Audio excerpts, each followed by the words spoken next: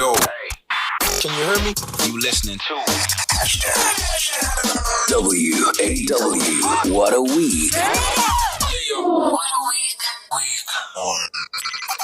Eta, welcome to another edition of Wow, What a Week.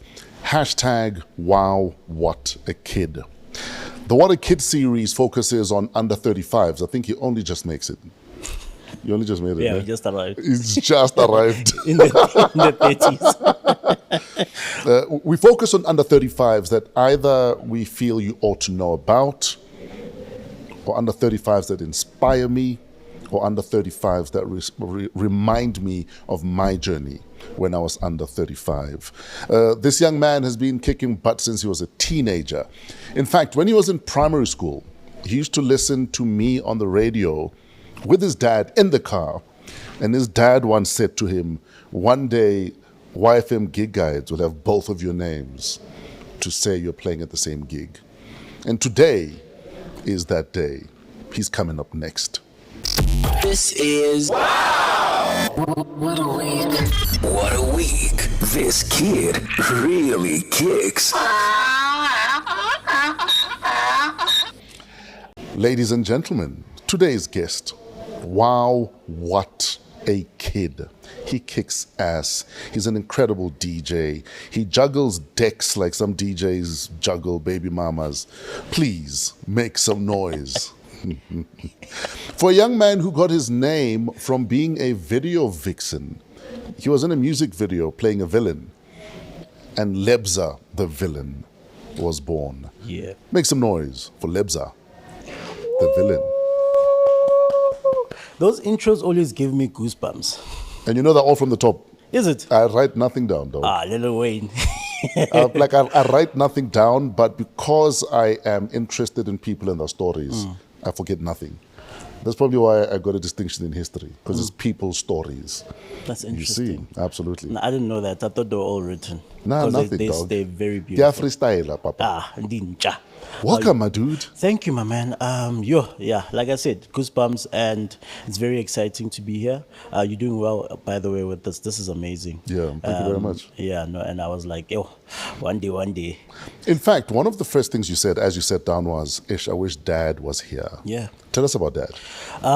So I think, as a kid, your dad is the man of the house. He's the Yeah. head of the house, and there are a lot of differences. Like, you clash a lot, and Yes. only the older I got, this way I was like, okay, I understand these teachings. And most of my dad will never say he loves you. Yeah. You'll never hear that in his life from his mouth. But you felt it. Yeah, but the certain motivations and the way he speaks to you, you can tell that because of discipline and his discernment as a man, that's the love that's coming through his voice. And he doesn't have to say I love you because that's gay. Sure. Yeah. Yeah. But essentially, when he's teaching you and he's telling you, don't do this, do that, move like this, don't move like that. And some of the motivations as well, like I said, when he heard your name on the radio and I was with him, and that's when I started to DJing, he was Yeah. like, one day you're going to be like this guy. How old were you when you guys were listening to Fresh Breakfast on YFM? I think I was 13, 14, Yeah. somewhere there, Yeah. and it was the gig guide, and Sure. the gig guide was a big thing on YFM. Like, Absolutely. everyone was like, we just want to hear where you at. And I was with my dad. My mom has sent us to do some errands, and then he was like, Fresh, one day they're going to say your name out. And at that time, I didn't get it, I didn't Sure. get what he meant, but that still stuck with me today. And Absolutely. I'm 33, by the way, so yeah. Growing up in Ivory Park, let's talk about that quickly. Ivory Park, it was obviously Gikas, you know Sure. what I mean? Gitembisa. You very. I grew up with my granddad and my grandparents, basically, and Sure. churchgoers. So Wednesday we went to IPCC. So Wednesday, Saturday you are in church. Yo. Yeah, so they'll always drag us. But I think what really motivated me about coming from the hood was just to see the entrepreneurial spirit Yes. of people. Sure. My grandmother had a spaza shop, so we'd wake up at 4 a.m. to open up for the bakery, and God forbid it's your turn to open up for the bakery and you don't wake up. You're getting belts, Yeah. So those kind of teachings motivated me to become who I am today, and just the go-getter mentality. So Sure. I think that's one of the biggest things that stand out for me about coming from Kokasiko Ivory. What was the dream, let's say in primary school? Yo, I always wanted to play music. Yeah. Like, I remember there was this one day ago in primary school, they had career day and they were asking people, what do you want to be? And kids are coming out, they want to be pilots. And then at that time, I'm like, I want to be a DJ. And everyone just looks at me like, bro, like, What's yeah, like that thing doesn't exist, you know. So I've always wanted to, and I thought, for me, DJing and music was always a form of escapism and just not dealing with the world at that moment, you Sure. know. So yeah, I always wanted to play music. I always wanted to chase it. Yeah, that's been my dream since primary school. You know what I've realized? What I've realized is a lot of what becomes our default setting as adults goes back to what our dreams were as kids. But sometimes we only realize it in hindsight. I'll give an example. So the other day I was with my parents, and my dad's friend was with him. Sure. And you know, he reminded me that when I was about 5, 6 years old, whenever they'd visit my parents, I'd insist on playing my dad's records for them. For them, yeah. And I'd, for some reason, I'd totally forgotten that memory. But when he re-jogged my memory, I realized that is true. Whenever there were visitors, I'd go to the gram, as it was called. Graham. Go gramming.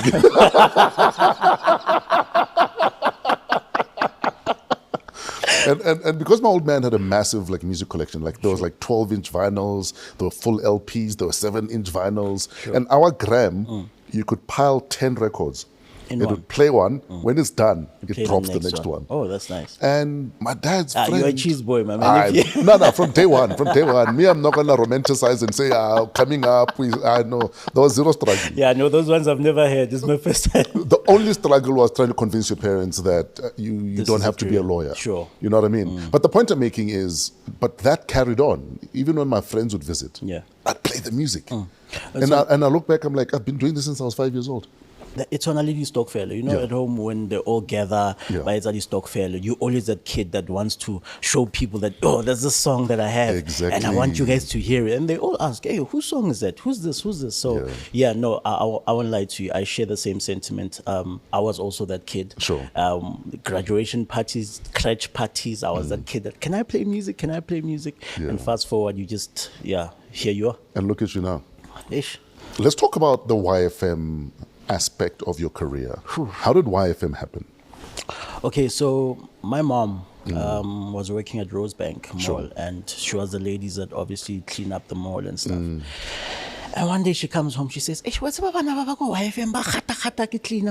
And I'm like, wait. You said something. YFM. And now she's like, yeah, where I work, there's this big window. Yeah. And then these kids are always in there and they're speaking to mics. And I was like, you have to take me to work. Yeah. So she took me to work one day and I got there and I saw this red logo. Yeah.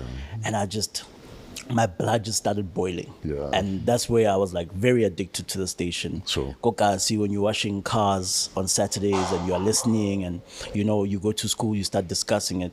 So then fast forward, I was always interested in the Y Academy because I thought that was my stepping stone into YFM. But I applied 3 times and got rejected every time. Yeah. Only on the 4th time, that's when I got accepted into the Y Academy. But I was always in YFM before that. Yes. I knew Olidia or Otlinang. Sure. And I knew the security guard. So I'd get there with a Coke and be like, show malume. And be like, "Ya hlala ntwana." And then when I sit there, the old lady would come and tell you what's happening in the building. That one's moving, that one's getting fired. So you start learning. So you knew all the gossip before all the staff did. And I also I also knew when the openings for Y Academy was. Yes. So that's when I applied for Y Academy and I was doing my first year as well. So I was juggling Y Academy and full-time school. And one day, I'm on YTKO with Shimza. Sure. Waras is doing the show, and Shimza forgot to send his cue sheet to Dumelo, but this was a every week thing where he wasn't sending cue sheets. Yes. So he comes to me, he's like, "Yo, Villain, I need help, dog. Yeah. Dumelo's pissed. I need you to start writing every single song that I play on YTKO. As I play, please write it down, yes. So there I am with the laptop as he plays.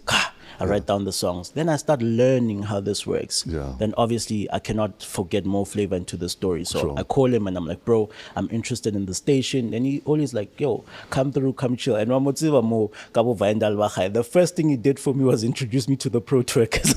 Oh, yes, that makes sense. Yeah, when he was interviewing them. So, Yes. and then after Y Academy, I did not receive any job or anything from YFM. Only a year later, I got a call from Stapora, and then the YTKO platform was available. And Yeah. he was like, yo, bro, In fact, where are your headphones? I think we need. Can we they're come down here. Yeah, can we actually plug in your headphones so that since you brought this name up, we might as well play this for you. There we go.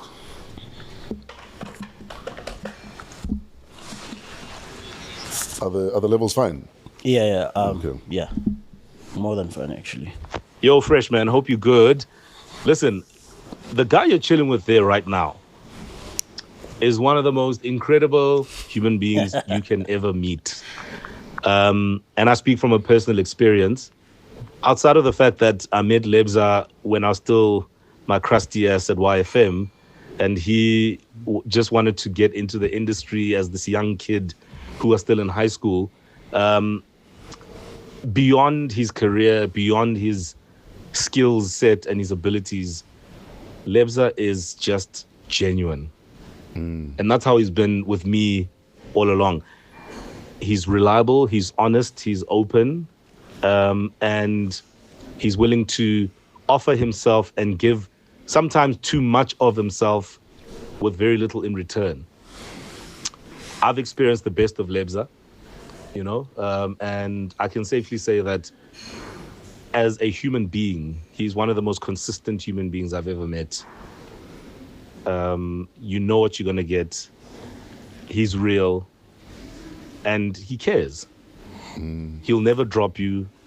And you can't say that about a lot of people, let alone in the industry. So I always wish him well, even when we can go weeks without talking just because of busyness and time. But, you know, I always have him in my mind and always think about how he's doing.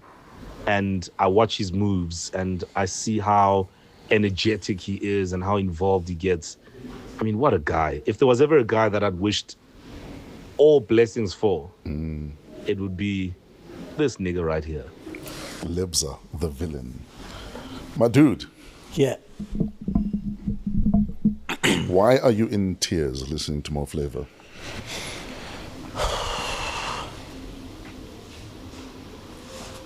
Sorry, normally we don't bring Kleenex for guys because we assume it's guys smash up. This moment brought to you by Kleenex. Kleenex works even for villains. It's just it's emotional, man. And I think for many of my years, I've just been like constantly on the grind, and you just never see what you do. Sure. You understand? And you get people who see it and will only tell you at the right moment. Ah, yes. You understand? And I feel like I hear a lot of crap from Mo. Yeah. This is the first time where I'm literally hearing something that I'm like, okay. I can work with that. Yeah. It's not the pro twerkers.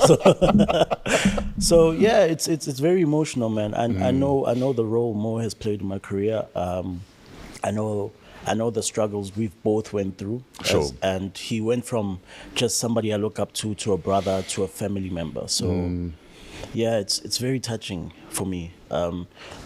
Like I said, sometimes you just never see the greatness that you do until somebody highlights it and be like, yo, Fresh, you're doing amazing, yo.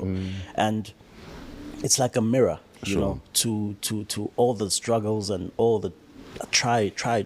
So yeah, Mo Flavor's my guy, man. Sure. Yeah. Now, earlier on, you spoke about how you kept trying to get into the Y Academy, but they kept saying no. Why did you keep going back? Nothing felt more purposeful for me than to be on that station. Sure.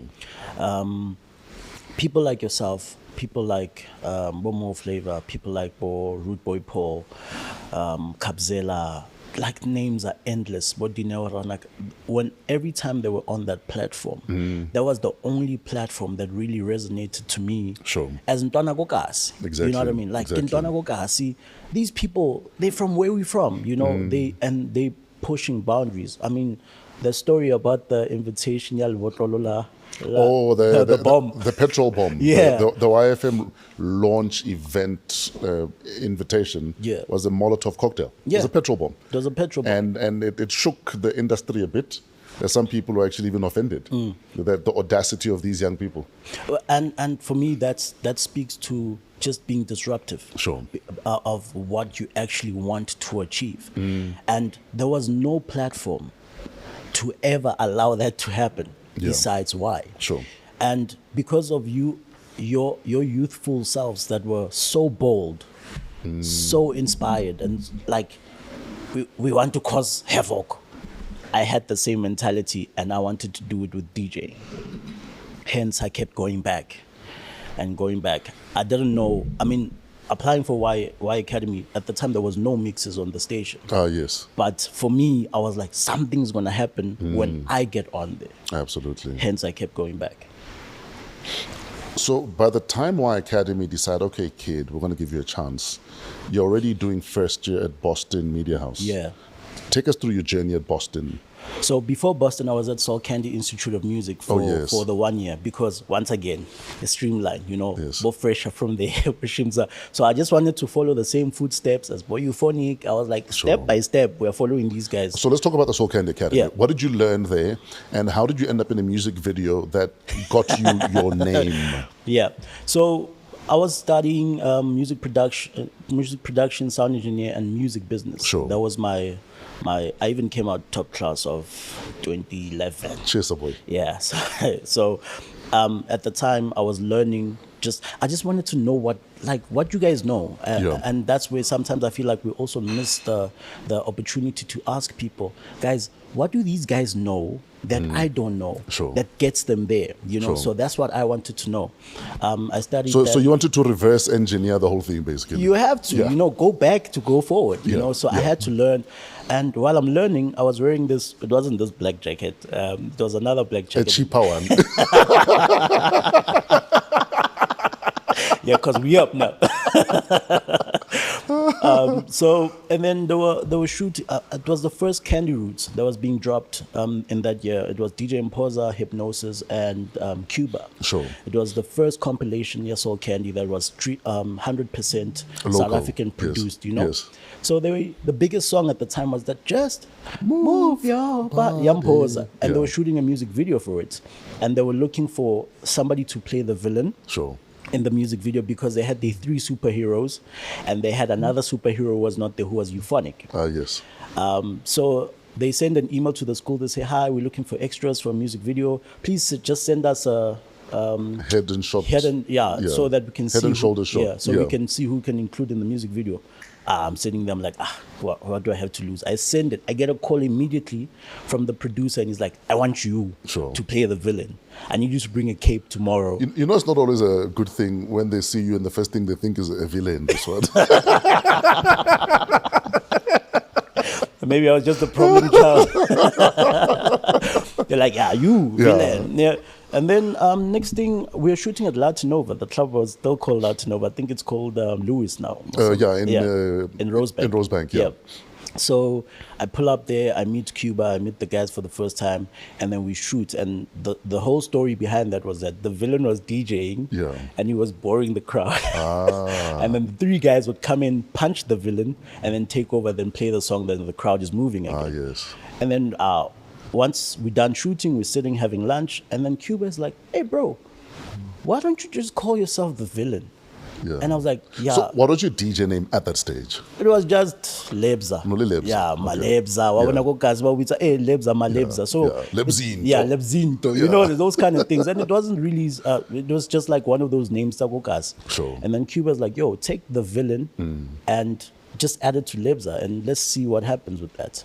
And I was like, yeah, but he says, no, now there's a story. Yeah. That's the difference. Sure. And I said, okay, Lebza the Villain. Little did I know that name was going to actually be something that's going to change my life the life of my family, Sure. and some of the lives of people who are also in the industry that I managed to come across in the journey. And then, that's how Lebza The Villain came about. And also still at Soul Candy, because I was so annoying.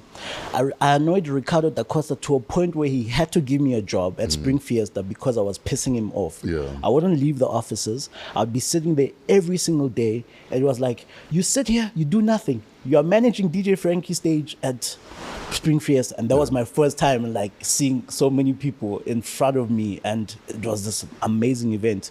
The bug bit me. Yeah. I couldn't let it go. I couldn't let it go. And after that, that's when I rolled at Boston Media House, because Fresh is the face of Boston Media House. Remember, step by step. Absolutely. I want to know what do these guys know. Yeah. So I went to Boston Media They House. told me nothing about DJing, but carry on. This is just knowledge, Yeah. that I was gathering. When I got to Boston Media House, now I got the Y Academy as well. Sure. So now I'm in crap because I've got full-time class, I've got full-time. So who's paying for your fees at this stage? There's a guy, right? So obviously, Kitsogoka, see, my parents could only do so much for me. There's a guy. Hence I'm asking. Yeah, there's a guy who is from Botswana. He's an old man now, Mr. Rabana.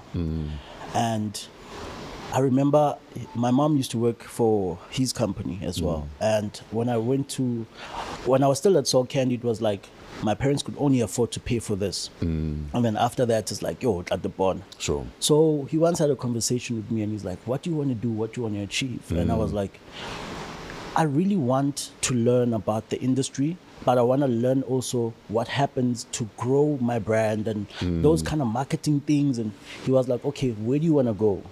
I was like, I want to go to Boston Media House. He's like, why? I'm like, no, these guys are there and they're successful, and I think I'm following them. So I want to, he's like, just go there, apply, bring me the invoice. That is so dope. I went there, bro. I applied. He paid for 3 years of my studies. That is so dope. Once off. Yeah. And I was like, wow. And all he said to me was, do not think by doing something for you, I want you to pay me back. Yeah. All I want you to do is pay it forward. That is so dope. And he said, the first place to start is with your family. So that has stuck with me since. And so after I graduated, I was like, all my sister's kids, are skolo. Yeah. That's the guy that paid for my tuition. So where is he now? And are you guys still in touch?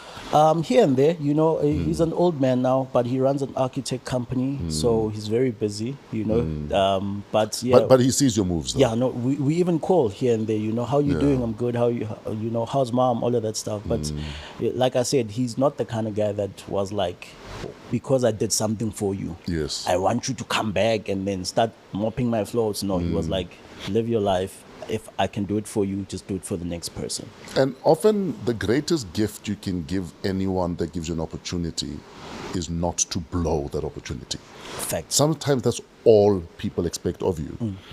And it often breaks my heart seeing kids whose parents have nothing but will do everything to get them to a certain point, and still they blow it. It's sad. That's heartbreaking, because I also say people put their lives on the line to improve your life. Sure. And if they're going to do that for you, why would you choose to spit in that person's face? The least you could do is for them to sit back, watch you, and be like, I'm so proud of you. I don't have to Exactly. tell people what I've done for you. Exactly. I don't have to, I'm just so proud that you took my gesture and you respected it. And that's where I feel like, for me, that was the core. I was like, I'm not going to disappoint. Forget him. I'm not going to disappoint myself. Sure. You understand? The opportunity is there, sharp, but I'm not going to disappoint myself. That was the biggest thing for me. Let's talk a bit about the parental support you got and why that was also a catalyst in your journey. I'll tell you why. You're from a very humble background. Your mom was a cleaner at the Zone, and your parents obviously have other children to worry about, but they still have this son who's got this massive dream, and they're still willing to encourage you. to run after that dream versus why don't you go find work or let's talk about that, because not many parents will go that extra mile. Sure. I think really for me was the fact that I was just a different child. Like I didn't come with a regular dream. For them, being a DJ and wanting to chase music was a shock in the family. And like, it wasn't a shock that really gave them a bit of worry. It was a pleasant shock. It was like, how are you trying to chase something that doesn't exist here? Yeah. How are you trying to work on something that we've never seen here? Sure, I want a musician, Exactly. I want a mutosha pakatara. In fact, nothing. yeah. Yeah. Did you take the right baby at the hospital, man? You know, because my dad is in the military and my mom is a caretaker, so it was like, hey, okay, but for them it was having the liberated idea and mindset to say, this is different. Sure. And we are not gonna push it away. We're gonna try embrace it and see how far it goes. If it fails, that's fine. But given the way this kid is, we don't think it's. I mean, even my granddad knows. At church, I would sit on stage with the band, and the priest would even say, "Ngwana wa tena, omo every week, mo tlogeleng." You know what I mean? I was that annoying child, and because it wasn't a strange thing for them to hear that I wanted to chase music. Yes. It was, okay, what do you need now that we can afford to help you start? Yes. And I said, I need sound. Sure. And my dad was like, okay. Over the year, he saved up for it every single month. And then on his birthday, actually, I remember, on his birthday, he bought me 2 speakers and a mixer. That is so dope. And he comes home and he's like, go open the car. And I'm like, why? Just go. Then I get there, honali speaker say 2, le mixer, le amp. I lost it, you know, because I was like, I'm there. Like, it was one step there. Then you start DJing go the crutch, you know, graduation, the society, and you start bringing home that 5 clip. I say, Dad, look what I made. I'm like, how did you make that? I'm like, no, because I can do this and they can pay for this service. And for them, it was like, you can do that? Sharp. When I sold the sound, that's where it's like, oh, okay, now it's like you're losing it. I'm like, no, go fresh about some sound. You know what your story reminds me of? Your story reminds me of Euphonic's story. Yeah. Whenever things didn't make sense to Euphonic's dad, he'd say, yeah, but Fresh is doing it, so therefore it must work. Yeah, I also said the same thing. So the first time we invited Euphonic's parents to one of our gigs, it was a party at Vaka. It was one of our wild parties at Vaka. But I think they saw at that stage that, okay, this... It's coming along. It's coming along and it will work. So sometimes you need to remind your parents that, no, but so-and-so says it works, so therefore. And I was like, this is a case study, guys. Like, trust me, you know, this guy does not travel with this thing. And then my dad was like, okay, from here on, what do you do? Because now you no longer have the mixer, you no longer have the sound. I'm like, no, I'm going to travel with the slapper bag and CDs. It's like, how are you going to do that? I did it, and he was like shocked. He was like, okay, now we are moving, you know. But the one thing that he also instilled in me was try get as educated as you possibly can about your craft. Absolutely. Whether it's learning how to play without CDs or vinyls or whatever, learn how it works in the back end. That's where Boston Media House came in, and I started marketing, you know, you study communication. There's also a bit of law, copyright law, those kind of things that played parts. And when I graduated, he was there. That is so dope. And he's like, no. It's aligning. Yeah, now it's aligning because he was just so happy that my mind is not empty. Because that's what they think about DJs you know. So yeah, that's basically how the parental support was in my life. What conversations do you guys have now? Right now, I think the conversations we have right now is mostly about just becoming a man, you know. And I think my dad's getting old. He's 60 this year. 60 is young. What do you mean he's getting old? Yeah, but for him, it's like, yo, my boy, the energy I used to have to argue with you. 60 is the new 50, so your dad is still very young. Yeah, so he's retiring this year, so he was like, we start speaking about responsibilities as a man, Sure. you know what I mean, to you know, when there's conflict, sit people down. You are the man now. They want to listen to you, or they want to hear where you headed. What are your dreams for family? Or, you know, where do you see yourself at my age? Those are the kind of conversations we have, and it's shocking because my dad and I always had a very bittersweet relationship, like I said, growing up. And now that I'm older, I understand more, you know, and I get it. So you don't think he hates you anymore? No. If anything, he loves me. Oh, one thing also I'll never forget about my dad and prioritizing family is that every year for my birthday, till this day, I get a cake from my dad. Yeah. And I'm 33 now, so he never says to me, now you're old. It's like every year I need to show a gesture of love to you that reminds you of how I feel about you. Sure. And I don't have to say I love you. Yeah, but now you're at a stage where we can't get the same amount of candles. Yeah, now it's just one candle. You're lucky even if you get a candle. So yeah, those are the conversations we have right now, mostly about life, about becoming a better man, you know, family. That's the most important thing. Mom is very vibrant. She's still there. She's my best friend. You know, I talk to my mom about anything, and my mom like there's no secrets there. You tell her something, next thing your cousin knows and your auntie knows, you know. But I think for her that's her form of my son. Exactly. You know, my son, I'm so proud of him, and I can't keep it in me because it's burning. But my mom has always been my best friend. She's still around as well. You know what I've learned, especially with my old man, is be careful what milestones you share with him. Because for him, that's a bragging point. Yeah. So sometimes I do things and I just keep quiet. I'm like, I'm not telling this one. I'm going to tell everyone. I'm going to tell even my enemies. Dude, the other day, he's like, please, like when we moved into to our house 2010, 2011, he's like, send me a picture of the house. I was like, no. Nope. Nope. And I don't know who got to send him the house. Now it's framed in a picture in the living room. I was like, you see, old man. That's why I didn't send you a picture of the house. Yeah, Anyway. but parents are amazing, man. And I think the biggest blessings we ought to appreciate is having both your parents. Yeah.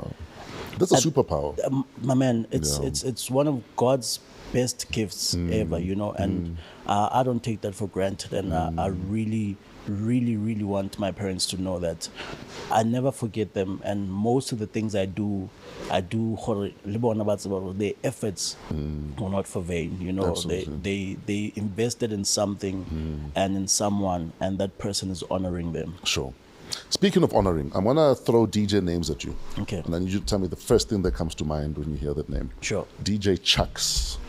Yo, Chuck Masina. Yeah. That's the guy that taught me how to DJ. Yeah. Also, Kokasi. So Chuck was a cheese boy kid, you know. Sure. He lived in Santon, went to St. what. Yeah. Or High Park High or something. And Chuck had the equipment. Yeah. Like he was the guy that always had the equipment. And at the time, we are so hooked on 5FM with you and Kent and Euphonic on Wednesdays. We are just so hooked. And he starts saying to me, yo, there's Auto Mix. Sure. I'm like, Auto Mix again, you know. He says, come to the house. I get to the house, there's this program there that Auto Mix had looked so nice. Yeah. And I'm like, what do you do? He says, no, you take this, then you mix, and it's digital. Yeah. And then he started teaching me how to play Auto Mix. Then it became very boring for us that we needed to you need a decks. Yeah, we needed to reinvent. So now there was this thing you could do with the mixer and take that aux cable and split it and put it in the computer, and it gives you 2 channels from Auto Mix. Yes. And that's how he started teaching me to just like, now let's do the tricks and let's play around. So Chuck played a huge role because he's a guy slightly older than me. The mentorship was, you want to be a great DJ, we're going to try make you great. Yes. But by first, you need to learn the craft, learn everything. So he taught me, like, we knew about harmonic mixing back then. Yes.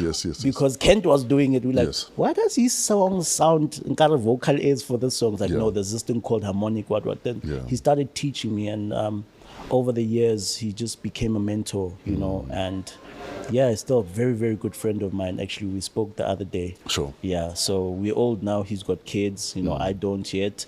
But yeah, I'm super, super grateful for the knowledge that he has imparted on me. Sure. Shimza. Yo, my Ash. And when actually, as I have 1400, Yeah. you know, Shimza was always somebody that was willing to put me around his space. Because even in high school, he was still doing the one-man show. Yeah. And Ko Tembisa, that was one of the biggest events we've ever experienced. So I DM'd him once on Facebook and I said, yo, I want to learn. I want to know how you do these things. And he was like, pause, you know, and he put me in his space and I started learning, okay, this is how you do it. This is how you build the brand. So Shimza became, once again, a case study, but it was very close to home. Sure. So I could say to my dad, no, look at that guy. He's Yes. right there. He's one of us. He's one of us. He lives here. He's there. He's doing this. You know, my granddad, look at this guy, you know. And I think that's where he's selfless when it comes to information and teaching. He will teach you certain things, you know, and sometimes people can see the kind of person that you are. Yeah. You know, do I give him this card or do Sure. I wait? Yes. You know, or is he here for the vibe or he's really trying to learn, you know? And Shimza was that guy that was always teaching and teaching and teaching and teaching, especially when it comes to the events and Absolutely. putting up your own show, you know? So, yeah, even till today, he's the kind of guy that will call me and be like, hey, Joe, don't do that, dog. Don't, you know what I mean? On YFM, my first mix on YTKO, I'm thinking I'm killing it, my dog. Yeah. I get a call from Shimza after the mix, and he's like, you do understand that if you are not going to kill it, somebody else will. Yeah. And I was like, what do you mean? He's like, no, my man, you're playing nonsense. Yeah. So you need to up your game to a point where you are so great at what you do that it looks like there's no replacement for it. Absolutely. You know what I mean? So yeah, it's one of my mentors actually. He's that guy to you. Yeah. More flavor. Your family. Family, brother. Man, I wish is that brother that I never had. So I don't have an older brother like that. Sure. But Mo came in and I became his little brother. He wasn't shy to involve me. He wasn't shy to sit around with me. Sure. He was always the guy of Lebza The Villain. Small things, you know, Grootman la gou little room, tsamo babro to go shopong. Sure. Mo was that guy. Yeah. There's a laptop in my car, go get it. Yeah. There's this, and you can see the trust that they have in you when those kind of small things are happening. you Yeah, know? it may feel like I'm not an ice boy, but it's bigger than just getting ice. Yeah, it's because when it goes from go get my laptop in the car to Edjo, there's a stage there. They need somebody to manage the stage. Yes. These are all the artist numbers. Call them. Now the artists know your name. You understand those kind of small ripple effects, and it takes a lot for you to actually realize that these people are not belittling me. Yeah. They're not seeing me as just a small boy. It's actually plugging you in a way that when they leave, you still have that person's number. Absolutely. How I think I had met you for the first time at one of Mo Flavor's event in Katlehong. On New Year's Day. Yes. Yes, sir. And then you came I up to me remember, and you said, I'm your biggest fan. Yeah. And I'm like, how, dog? Like, Yeah. Yeah. you? No, because I never missed a single mix of yours on YTKO. So the fact that we're meeting at Mo Flavor's event, go Bahama. Was it not Bahama? Nele Katlehong ko, what's that place called? I forgot that venue. But it was on New Year's Day. Yes. I remember I just played at the Black Motion party And then you drove. at Giant Stadium, Yeah. and then I came to that party, and then I met you, and I was like, and I think that's the thing sometimes you take for granted when you are building, that you are still a person of influence. So someone like me will come up to you and say you kick ass because you kick ass. So you mustn't never downplay the moves that you're making. I think I have such a mindset that it boggled my mind Yeah. that Fresh said, I kick ass. And it goes back to what I was saying when you play the voice note, Ejo. Sometimes the greatness you do, Yeah. it just takes somebody saying it to you. And that's where you actually realize, oh, okay, maybe I'm doing something right. Sure. Absolutely. Now, speaking of Mo, you, as fate would have it, and I don't believe in coincidences, the day we agreed on you being a guest, Sure. literally an hour later, Mo Flavor calls us like, oh yeah, me and Lebza, No, actually. An hour before. No, before I confirmed with you, Mo says to me, oh yeah, me and Lebza are doing an event. When are you available? Are you available? Blah, blah, blah, blah, blah. I was like, my guy, I'm busy literally Lebza trying to get him on the podcast. Yeah, that was crazy because we spoke about you. So I'm sure you're aware of Night of the Villain, Yes. which was the show that I created back at YFM.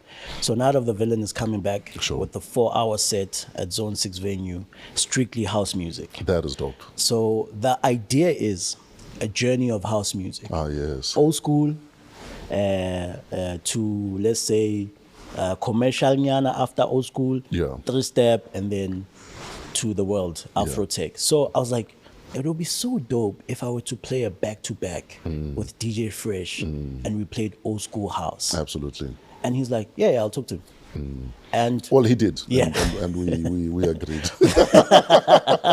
so yeah, when you called me, when you texted me and you're like, yo, we're doing the podcast, I called him and I'm like, hey, Joe, Fresh is asking me to pull up for the podcast. He's like, yeah, I spoke to him about the thing, and in principle we agreed. I was sure. like, that's so dope. So yes, And none of it was planned. None of it was, it was the wildest thing. yeah, no, I hope they believe it. None of it was planned. Sure. And that's when the universe actually also agrees to some of your ideas and gives you the thumbs up to Sure. say, this is going to work. This idea of yours that you just planted in your head, and this is the guy that you asked to do it with, because I saw no one fitting to play an old school set than somebody who was doing fresh house flavors. My first CD was Colgate. Nearly 6 or House 7. Flavor 6. Yeah. Yes, sir. My first CD was Colgate. So We shot the cover at a dentist on Colette Drive, literally opposite Video Town. So when I see that cover, I see the dentist practice. But anyway, carry on. yeah, so that was my first CD, and I was like, it'll be such a moment for me. Yes, sir. To have DJ Fresh back to back. So yes, the idea is a 4-hour set back to back with Lebza, old school back to back, 3-step back to back, commercial back to back, and then Afro House is a 1-man hour where Yes, I'm sir. gonna play Afro House. So not the feature. Yeah. We're just there to sing hooks. I'm gonna be Perry LaBelle for an hour. the dopest features of my life. No, but listen, it's a dope idea, and I can't wait to be a part of it, my dude. I'm excited. So when is the Night of the Villain? It's going to happen on the 2nd of August at Zone 6 venue. So, yeah. So just picture this. You walk in, no music is playing. There's going to be 4 hours on the screen. Yeah. That's going to be counting down until we close the venue. Yeah. So the first set is, I'm praying it happens from 10 or 11. Sure. And then that's the old school set. Yeah, absolutely. Where we start with that and then we go. And then by the time I'm done playing, we're done. That's the journey of house music. We close the book and the venue shuts down. Yeah. Until the next Night of the Villain. Yes, until the next one. Yeah. Tumelo. Let's talk about Tumelo. Diago. Yes. Yo, Ratumza. Ratumza once sent me a message, right? Yeah. He had left. For those that don't know, who's Tumelo? Yeah. Tumelo was the programs manager of YFM. At YFM, yes. Yes. So Pratumza had left YFM and Stapora became programs manager. So when Tapo called me in to do YTKO, Tumelo wasn't aware that I was doing the mix. So I think there was a transition as well, and Tumelo was coming back. So he sends me a message, says, hey, Villain, I need you. And I'm like, who's this? It's like, Vana, sorry, it's Tumelo, programs manager. I'm going to be joining Y, but I need you for something. And I was like, okay, let's jump on a call. He calls me. He's like, yo, I need you for mixes on Friday. Yeah. And I'm like, my man, I'm already on Friday. I'm already there.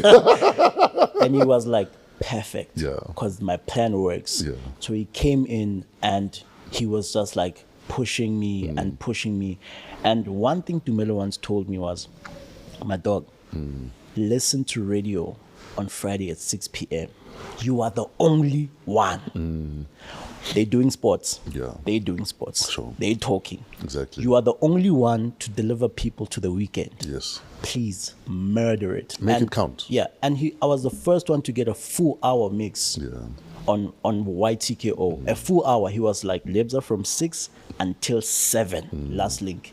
So he's an amazing guy. He's even now mentoring me and trying to get me to actually speak more. Oh, yes. And do radio, actually, you know. And I once told him, I don't want to do, like, if I'm going to do radio, it's going to be more my house that was happening, you know, because I really still want to showcase a specialist show. Yeah, specialist show. So he's now we're actually talking about that, and I'm sending him my demos, and he's like, edit this, fix this. So Dumelo is one of those guys that is able to also just mold. Yes, sir. He sees a diamond and is able to cut it and help it shine. So shout out to him. Absolutely. Stapura.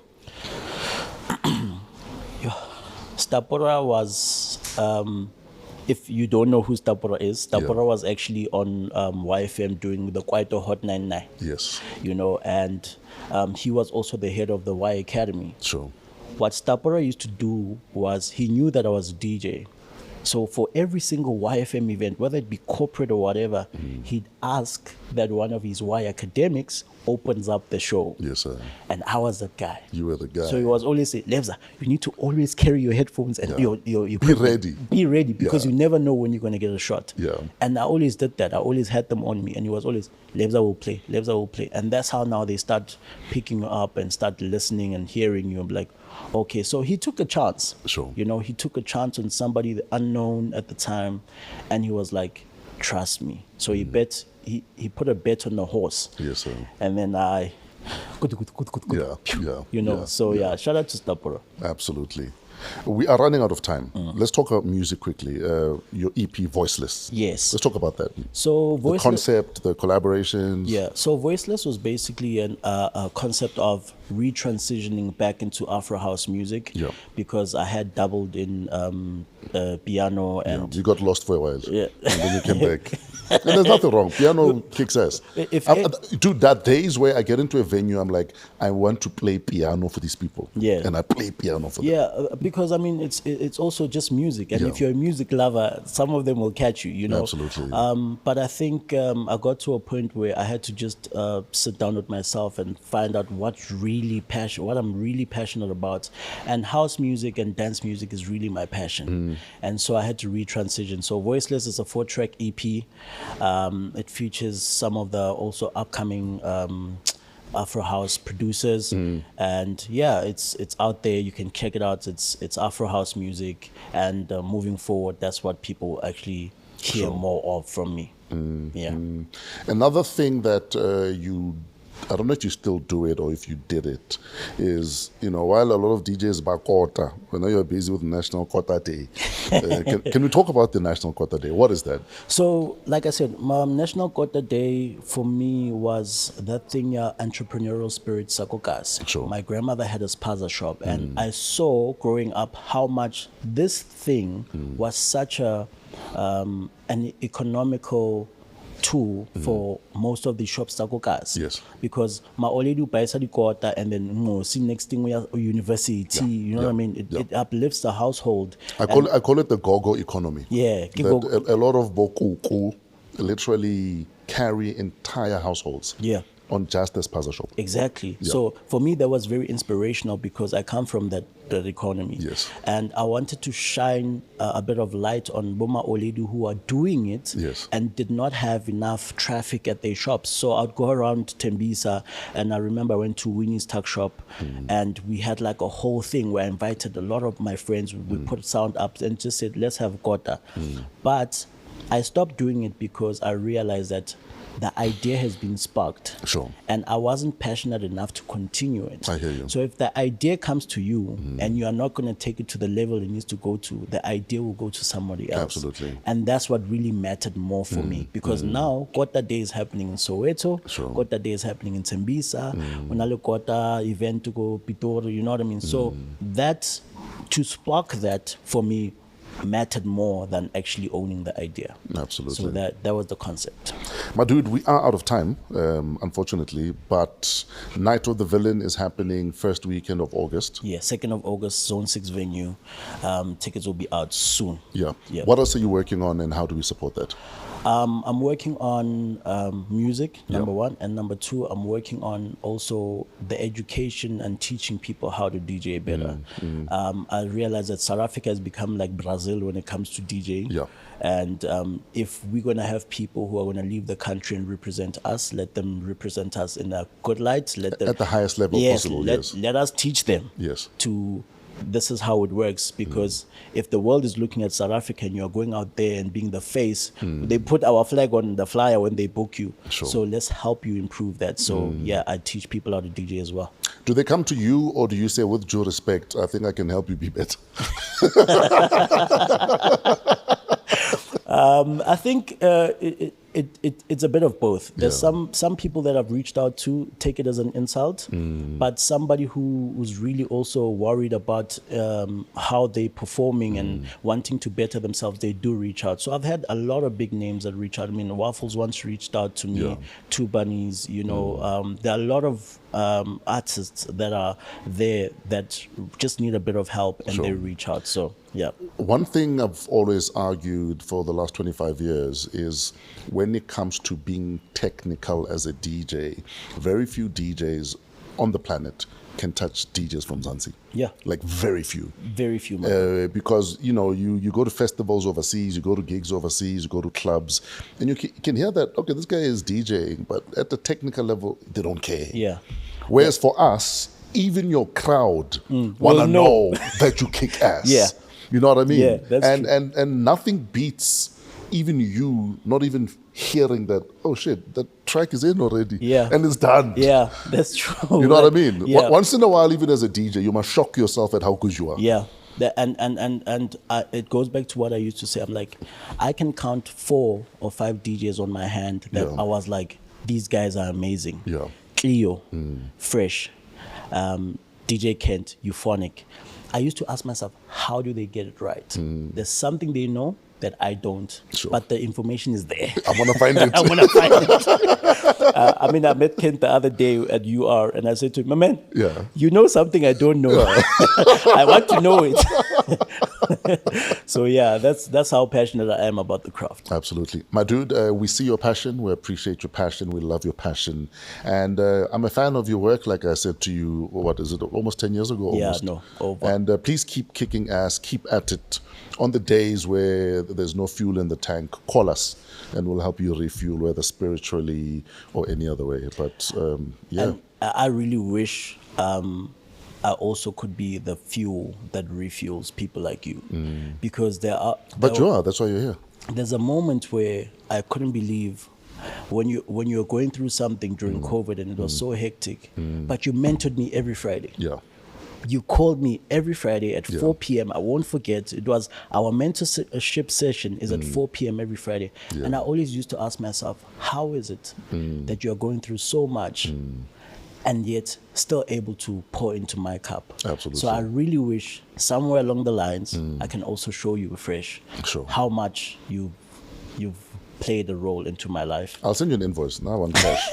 I want cash. I don't want platitudes. Well, man, you have enough farms for that. I don't want platitudes and nice statements. Just send money, boss. You know, funny thing happened. I was at Rockets on Sunday. Sure. And there's a guy, he was a student in Cape Town. He's a boy from Zim. Sure. And I was playing at a Cubana. And I remember this kid. He was literally in my ear the whole time at this Cubana. But I gave him time, because generally I give people time. And so he came to me and like, listen, dude, may I get you a shot? I just want to thank you because there was a time at Cubana I was very drunk, but you were very patient with me. You answered all of my questions and we even hung out. It's like, my man, I don't want a shot. Me, I want one cash. You know, I sent a waiter with a wad of cash. Is it? Yeah. That's so cool. They send a waiter with a wad of cash. So Yeah. my bailer's like to the waiter, no, it's fine. Use this wad of cash to pay for the bill. Yeah, that's your love language. So so use it, don't use it. If you can't send money, it's fine. Just send a text. My dude, I love you. I appreciate you, and I respect the work that you do. We'll continue to support you. We'll continue to sing your name from the top of every treetop. Thank you very much, Fresh. Yes, sir. Thank you. I appreciate Ladies and gentlemen, Lebza the Villain is about to leave the building.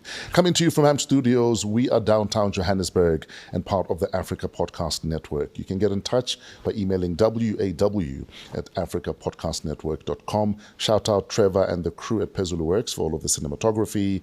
Shout out to YBF with all of the behind the scenes reels. If you see a reel behind the scenes and it's hot, YBF did it. If there's no reel, he didn't do his job. Shout out to Lati for the additional production on the show, and Keletso Modisakeng is our executive producer. But I think most importantly, shout out to you for being a part of this. And please let's support our Wow, What a Kid guests. They're under 35, they kick ass, and we need to make sure we sustain their careers until they retire. Till next week, have a wow week in spite of yourselves.